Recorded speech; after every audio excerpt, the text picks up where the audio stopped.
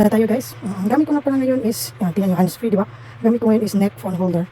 Ilalagay ko din dyan sa yellow basket natin, baka gusto nyo lang din para makakilos tayo ng maayos, para lahat ng ating mga kamay magagamit. Lalo na magtitimpa tayo ng lemon cucumber kasi na ang person. Kararating lang dyan guys, excited ang person. Kaya magtitimpla na tayo. Nakabili nga ako ng yung ibang brand ng juice kasi na ako guys, pero timing naman dumating ito guys. Ito na, timplahin natin. Ay, nadamihan ko ng water. Dapat hindi pa madami kasi yung ice. Sandali lang.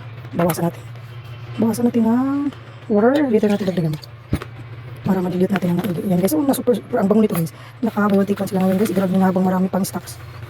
Tansya lang ito guys ha.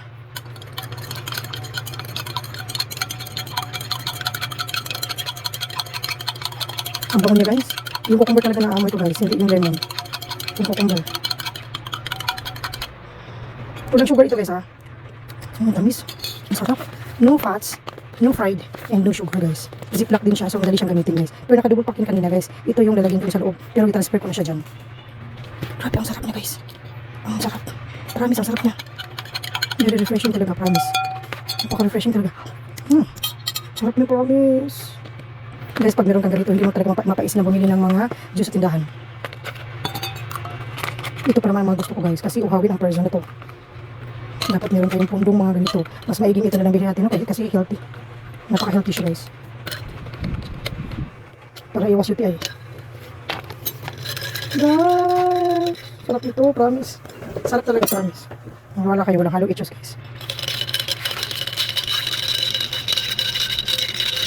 Sarap talaga, halong itchos guys. Promise. Isang lang yun ha. Isang ganito lang yun guys. Lang nilagay ko guys. Sa isang ganito. Kasi matamis na siya. Dadignan pa natin ang water kasi ayok mabitin. Ako ng person na to. Excited na akong ubusin ito guys. Napaka-refreshing itong drinks na ito guys. Lemon cucumber green tea guys. Sige, tikiman time. Sarap. Very refreshing. Lasang-lasa mo talaga yung cucumber guys. Hindi mo masyadong malasahan si lemon. Si cucumber ang malalasahan ko guys. Super masarap. Dagdagan ko pa ng water kasi matamis talaga siya guys. Isang kutsara matamis na talaga, promise. Hindi ko naman alam kung ilang ml ito guys, pero sobra. Hindi talaga siya guys. Yung tipid. Tipid talaga siya guys, promise. Ito na yung lalagay ko sa tumbler ko guys. Yan, narating pa natin. Kasi dinagdagan ko ng water. Masarap pa rin siya guys. As in, masarap pa rin siya. Tapos, meron ako dito maraming chia seeds na binigay sa akin ng auntie ko. Lalagyan natin guys. Depende sa inyo ha, optional lang naman. Marami akong stock ngayon guys. For the first time, nagkaroon ako ng stock. Kasi di may binibigay. Lagyan natin dito.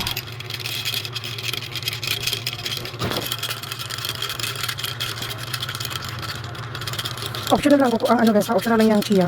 Available lang naman. Meron kasi ako available guys for the first time.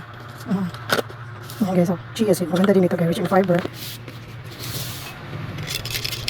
Perfect din sa mga nagda-diet. Ito guys, perfect din ito sa mga nagda-diet guys, no? Antioxidant. Loaded ng antioxidant ito guys.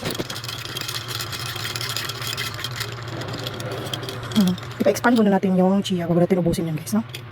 Yun lang guys, grabe, napaka-refreshing niya guys. Isang ganito guys, parang na talaga magagawa mo guys, parang sobrang mga liter na ata yun guys, feeling ko. Or 500 ml, mga ganun. Kasi sobrang, hindi ko alam kung ilang ilang ml to. Itong baso ko guys. Parang 500 ml ata ito guys, di ba nagdagdag naman ako na.